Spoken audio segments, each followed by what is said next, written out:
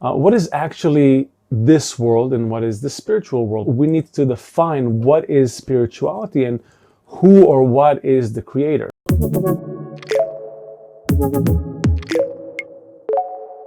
At the very top, you have the creator. This is what Kabbalists call the will to bestow. Love, abundance. What does it want to bestow? Everything it has, all the good. You can imagine good, he wants to bestow that to you. And even if you can't imagine it, that's what he wants to give. That's what Kabbalists attained.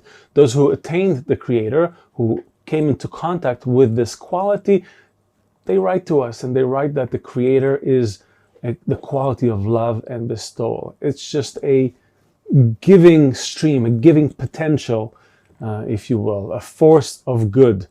And it operates on us through the spiritual world, world of oneness, wholeness. Again, those words have different meanings in different places, but they all essentially point to the same idea. The creator is one indivisible quality.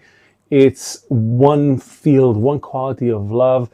It's oneness. It's everything is included. There's nothing outside of it. So hence everything is one with it. However, he created this world. How did he create this world? By creating the will to receive, something that is opposite the creator, opposite the quality of giving, of bestowing. He created the quality that can receive it. Okay, that's the desire to receive pleasure.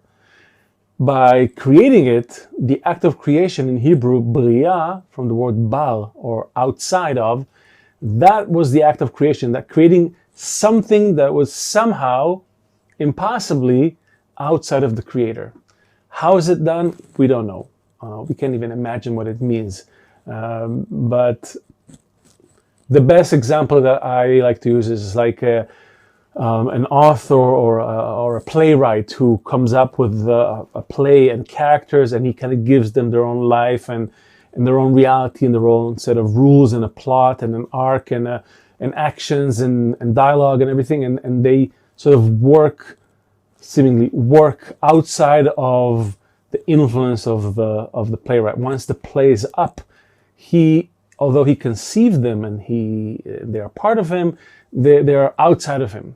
But the difference is that they don't usually use the play in order to get in touch with the author or the director of the play. Rather, they just perform it. Here, this whole thing was created by this director in order for us to actually discover him, right? Discover the creator, reveal the spiritual world and the creator in it. So we exist in this world, the world of the will to receive, and we perceive it partly through our brain, which gives us the sensation of I, which in other words equals separation. My I-ness is opposite to this oneness. This is what this is about.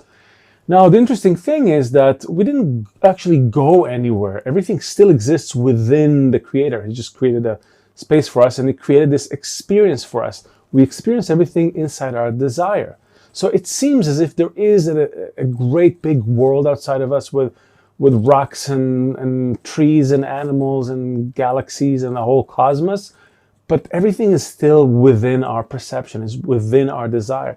If it wasn't within our desire, we wouldn't be able to perceive it, to feel it. It would be non-existent to us. So it doesn't matter what you see, what you perceive it in your desire to receive pleasure. This is a tough concept to sort of grasp right away. If you're just starting, just kind of bear with me. But we perceive it all in our egoistic desire, our egoistic nature. If we were to somehow detach from this egoistic nature, we would stop feeling this world. So how do we discover that spiritual world? We have to resemble that upper force. So the more I move from my sense of I, will to receive, egoism for myself, self-love, this direction, the more I change the direction outwardly towards others, towards someone else, doesn't matter who this other is, right? I become more like the creator. I simply begin to experience, to perceive the spiritual world, because the spiritual world is one of love and oneness. And I exist in a world of egoism and selfishness and pleasure for self and love for self. So this opposition creates that separation. The process that we're talking about is one where, although everything is inside of me, the reason I don't feel this oneness is because I exist in a broken reality, right? I see myself and there's me and other fragments of my soul. That was the process of the shattering. We're not going to get into it. It's called the shattering of the vessels, but that's this process really, a shattering of my perception of oneness, wholeness. The Creator created the one soul and then He shattered it. Why? Because you couldn't correct the one soul being as it is, filled with the light of Ein Sof, infinite light, infinite ego. Let's correct that. No, very difficult. So we need to break it into little pieces, and then you can start correcting each piece individually. And that's really what's happening here. Everyone here has his own or her own perception of his existence and his soul, and they correct that. But in truth is, it's really the one soul. We're all parts of the one soul.